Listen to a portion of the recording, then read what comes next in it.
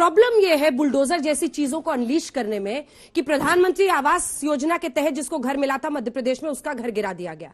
यहां पर मां बेटी बिलखते रहे, जिंदा जल गए और वहां पर घर गिर रहा था। फिर अब ताली बजाएं इस पे या फिर मातम मनाएं? देखिए, जहां तक इन्होंने बात कही दर्द की, तो मैं बताना चाहता हूं, जब योगी जी ने विधानसभा के अंदर कहा कि माफियाओं को मिट्टी में मिला देंगे, तो सबसे ज्यादा दर्द किसके दिल में हुआ? अखिलेश यादव खड़े होकर ये बोलने लगे कि भाषा पर नियंत्रण रखिए, मतलब माफियाओं को मिट्टी में मिला देंगे, वो भाषा उनके दिल में दर्द होने लगी। कारण जानते हैं? आपने बड़ा गलत प्रश्न पूछ लिया इनसे, अपने बता दीजिए। अरे यहाँ गिनत गिनत उंगली थक जाइए, माफिया है हजार। ये है समाजवादी पार्टी सरकार। मैं एक बात पूछना चाहता हूं, चलिए, ना मेरी ना सपा की ना भाजपा की। उत्तर प्रदेश में एक दौर में नारा लगा था ना, चढ़ गुंडन की छाती पर मोहर लगाओ हाथी पर। किसके लिए था और किसने लगाया था? बुआ जी ने लगाया था ना। अब मैं बता रहा हूं, चलिए वो सब अलग है। कोर्ट की प्रोसीडिंग में गुंडा शब्द किसने लिखा हुआ है? मायावती जी ने लिखा है, समाजवादी पार्टी के गुंडे मेरी जान लेना चाहते थे। कोर्ट की प्रोसीडिंग में लिखा है, हमने तो नहीं कहा। मैं स्वर्गीय अजीत सिंह जी का बयान याद दिला रहा हूं।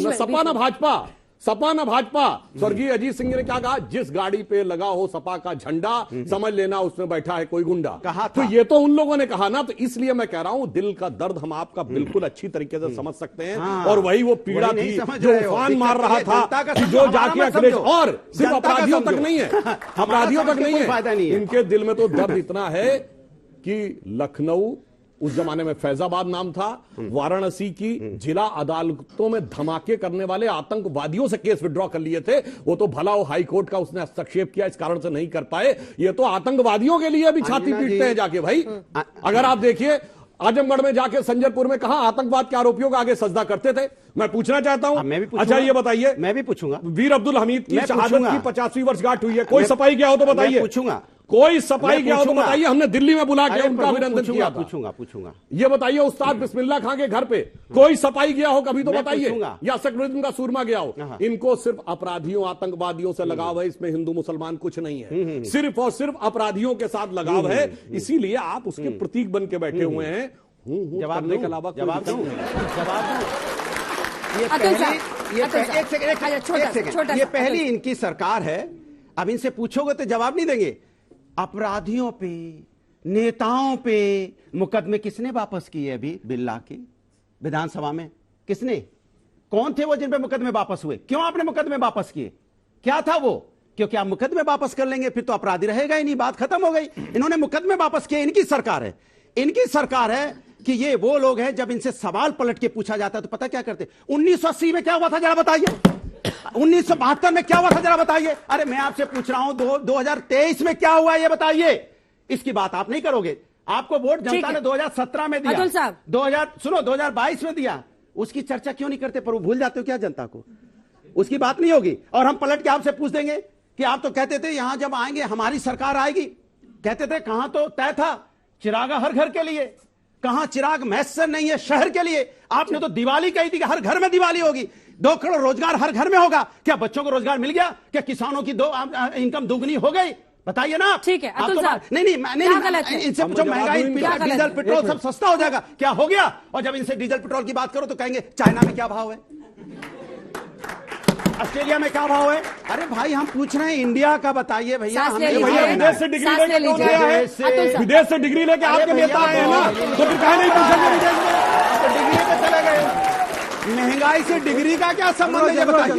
ताली बज गई विदेश पे। डिग्री का क्या संबंध है मुझे? ताली बज गई विदेश पे। महंगाई से डिग्री का क्या संबंध है? अतुल जी नहीं, एक बात तो ऐसे ही विदेश पे ताली बज गई, लेकिन ये ताली इस पे भी बजा लीजिए कि पिछले 9 साल में 12.5 उद्योगपति जो है देश को छोड़ के, देश की नागरिकता छोड़कर भी चले गए हैं। पहली बार देख रहा हूं सुधांशु जी, आप किस बात का अभिमान कर रहे हैं? जिस प्रदेश से आते हैं उसकी बदनामी करके आप अपना नाम बनाना चाहते हैं भाजपा, तो ये और बात है। हमको उत्तर प्रदेश नहीं, हमको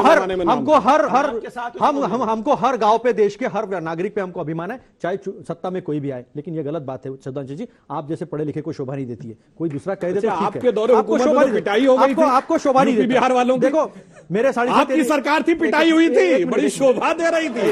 राजनीति मत करिए। ऐसा है, एमसीडी में चुने हुए नुमाइंदों का गुंडागर्दी जो है ये देश देख रही है, आपके ही राज में हो रहा है। तो आप किसी दूसरे की तरफ एक उंगली उठाओगे, 4 उंगली आपकी तरफ उठेगी। लेकिन सवाल वो नहीं है अंजना जी, सवाल आपने खड़ा किया है।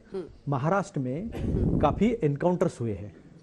महाराष्ट्र में एक जमाने में मुंबई में इंटरनेशनल माफिया हुआ करता था, उसको एलिमिनेट किया गया ना, उसको एलिमिनेट किया गया कोर्ट के तहत, कोर्ट में खड़ा किया गया, कोर्ट में सारी चीजें रखी गई, उसके बाद में एलिमिनेट किया गया। इन्होंने गाड़ी का उदाहरण दिया, बड़ा सही उदाहरण दिया। इनको मोटर व्हीकल एक्ट बताता हूं मैं।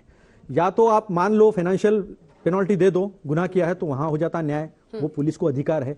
या तो फिर आप 1 मिनट कोर्ट पे जाओ। लेकिन पुलिस अगर गाड़ी पकड़कर, अगर लाइसेंस नहीं है तो तुम दिखाओ, कोर्ट में दिखाओ, उसके बजाय बच्चे की गाड़ी उठा के वहीं जला दे, तो क्या वो न्याय होगा?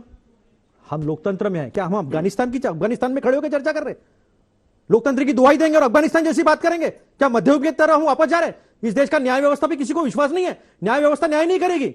न्याय करेगा वो बैठा हुआ गृह मंत्री, वो पुलिस न्याय करेगा। वो पुलिस तो पकड़कर सामने खड़ा करेगा न्याय व्यवस्था के। और अगर इसी तरह का होता रहा ना, तो जंगल राज आने में टाइम नहीं लगेगा।